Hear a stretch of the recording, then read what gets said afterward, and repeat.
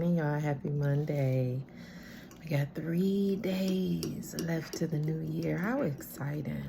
God's just mercy, his grace that he has kept us and that he is yet keeping us through. And God willing, that we see the new year going into the new year. If you just sit back and reflect on the things that he's brought you through, that he's brought me through, it just almost brings me to tears every time, because it's like, Lord, these are things I couldn't have stood through on my own, in my own strength. But it's more and more an example of God being with us and God walking through us through the hard moments. So I wanted to share, the last few days, I have been just enduring a lot of the physical things related to just some of the journey with recovery from the surgery I had. And on days when I'm going through that healing process, it can be harder or it can get rough. It can be exhausting. It can cause me to not be able to exert a lot of energy, and it's not a good time for me when I'm walking through that part. It's all part of the journey though, part of the process. But on the other day, I was reading in 2 Corinthians, and really quick, I just wanted to share because it was in regards to Paul discussing the thorn in his flesh. Now, it doesn't specify what that thorn was for him. I know it's been talked about that it can be a number of things. It could have been physical things that he was enduring. It could have been the persecution, because remember, he was walking through a lot of persecution during this time. There's many different areas where the thorn could have come from, but pretty much a thorn is something that is painful. It is something that you endure, that you walk through, that is painful. So I'll just read part of 2 Corinthians chapter 12, and I'll start at 8.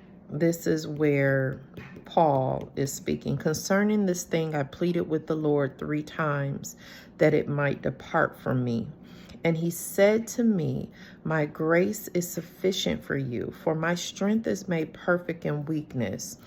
Therefore, most gladly, I would rather boast in my infirmities, that the power of Christ may rest upon me. Therefore, I take pleasure in infirmities, in reproaches, in needs, in persecutions, in distresses for Christ's sake. For when I am weak, then I am strong. I love that. I love that. It is real deal, real talk. Because like Paul went to God 3 times, just pleading for him, whatever it was that he was enduring or dealing with. Take this from me. Please take this from me. Please remove this thing, because obviously it was painful for him. Regardless of what it was, it did cause discomfort, pain. It may have caused some torment. And what was God's response to him? His response to him was, my grace is sufficient for you, for my strength is made perfect in weakness. And so that right there, it creates, although some of these things that we want to be free of that could be considered the thorn of our flesh, for me, is that the physical thing that I'm going through. He's letting me know, Millie, my grace is sufficient for you. He's wanting us. He uses the thorns to cause us to become dependent upon him, where we lean into him to get through it. We lean into him. And what happens in that leaning into him, his glory is actually able to be revealed.